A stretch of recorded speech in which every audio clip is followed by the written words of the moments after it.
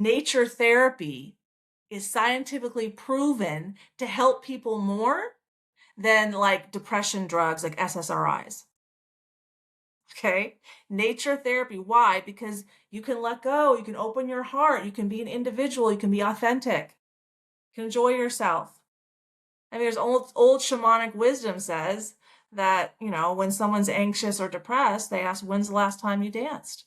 When's the last time you felt joy? When's the last time you sang? Recalibrate the nervous system for love, joy, and enlightenment instead of fear, guilt, and shame. When you spend time in those emotions naturally, then that's the recalibration process. So It's what how happens you inside you? internalize it. Like we saw between the mother and the child, right? The mother's communicating, good kids don't get angry, and the child internalized, if I'm angry, I don't get loved. And she needs love as a 2-year-old, so she represses the anger and does what her mom wants. She conforms. So, and what we internalize is up to our souls, up to our energy field. I mean, I could call 10 people stupid, and they're all going to react differently, all based on their energy field, their soul. The field is a soul governing agency of the particle. So let's keep going. But this is definitely because people can have traumatic experiences, but if they can process those emotions on the inside, then they let go. Like there's another video I have from Dr. Gabor Mate, where he talks about how they did studies that if you send 100 people into battle, 100 men into battle, only 20 of them will come out with PTSD, 20%. Why? Because the 80% learned how to process their emotions in childhood. So yeah, it's going to hurt and it's going to be challenging, but it's not going to lead to another episode of addiction. Where with the people who did not learn how to process their emotions, like me, I internalized all of their self-hate, then I don't know how to process my emotions. So a lot depends on our childhood. It really sets us up for a lot of pain or not as much pain. That brings me to my free ebook below, which is the 6 Divine Feminine Self-Love Strategies. How to love yourself, how to love your anger, how to love your fear, how to interact with your fear. And that's something I was not taught in my childhood.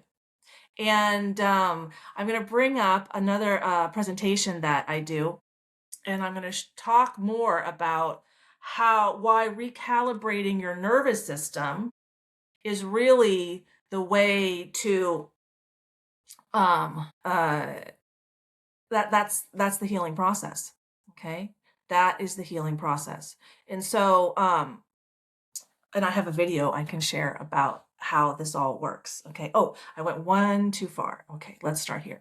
So let me share my screen, and then we're going to talk about how the field is the sole governing agency of the particle. How does that happen in the body? The connection between, we say heart and soul, right? Because the soul communicates out through the heart. Our energy fields come out through the heart.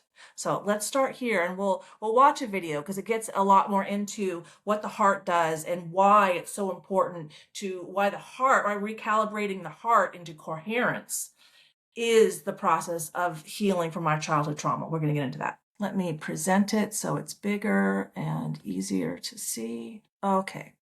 So let's start over here on the left under laws of physics, the map of consciousness. So and these are all of our emotions, starting at shame, and because physicists have proven that we have energy bodies, they can now measure when our energy bodies vibrate at different frequencies and what that is. So our energy bodies communicate via emotions. So shame, it resonates at 20 hertz, vibrates at 20 hertz. Courage, 200 hertz. Love, 500 hertz. And enlightenment, which is an emotion, at 700 to 1,000 hertz. And I didn't know enlightenment was an emotion. I have a master's degree in East Asian religious studies. Like, I've lived in China, lived in Chinese Buddhist monasteries, and no one ever taught me that. But it made so much sense now. It's an expression of the soul, and the souls express themselves via emotions.